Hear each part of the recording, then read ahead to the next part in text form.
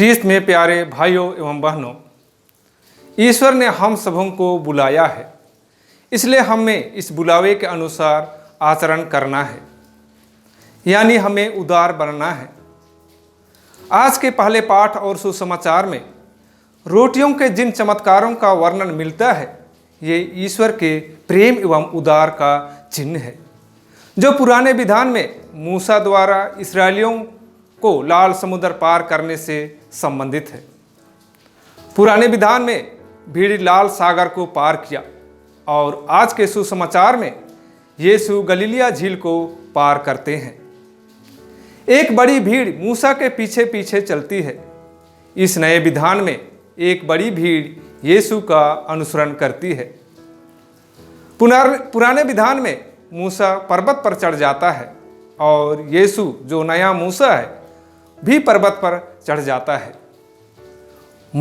भीड़ मूसा का अनुसरण करती है जो महान चिन्ह प्रस्तुत करता है, और भीड़ यीशु का भी अनुसरण करती है क्योंकि उन्होंने उन चिन्हों को देखा था जो उसने बीमारियों के लिए काम किया था। आज के सुसमाचार के पद संख्या 5 से 7 में हम देखते हैं कि यीशु और फिलिप के बीच वार्तालाप होती है। यीशु को विशाल जनसमूह को देखकर तरस आ गया और फिलिप से पूछा, हम इन लोगों के लिए खाने के लिए कुछ रोटियां कहां से खरीद सकते हैं?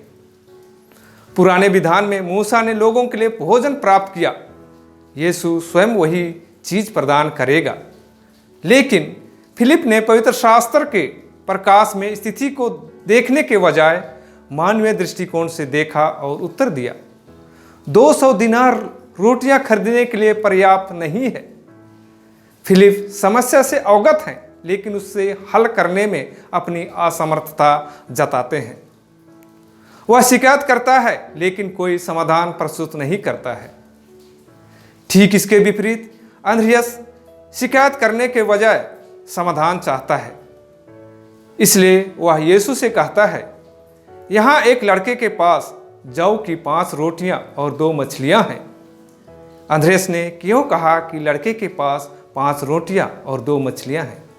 क्योंकि अंद्रियास काना नगर के विवाह समारोह में शरीक था, जहां यीशु ने अपने शब्द मात्र से पानी को अंगूरी में बदल दिया था, और ऐसे चमत्कार के बारे में पुराने व्यवस्थान की कहानियां को उसने सुना था कि कैसे नबी इलियस ने मुट्ठी भर आटे को और कुप्पी में रहे थोड़े तेल से विधवा, उसका बेटा और स्वयं इलियस ने 3.5 साल तक खाया पिया। आज के पहले पाठ में भी नबी इलीशा से फसल जौ की 20 रोटियों से 100 लोगों को खिलाया। जौ की 5 रोटियां 2 मछलियां गरीबों के भोजन का दैनिक राशन था। लड़के अपने दैनिक भोजन का राशन सौंपता है।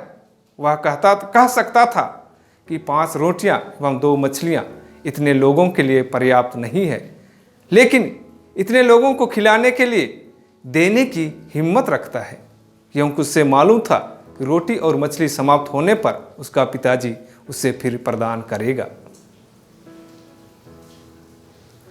उस लड़के ने यदि अपने पास से जौ की 5 रोटियां नहीं दी होती तो ईसा इतने लोगों को नहीं खिला सकते।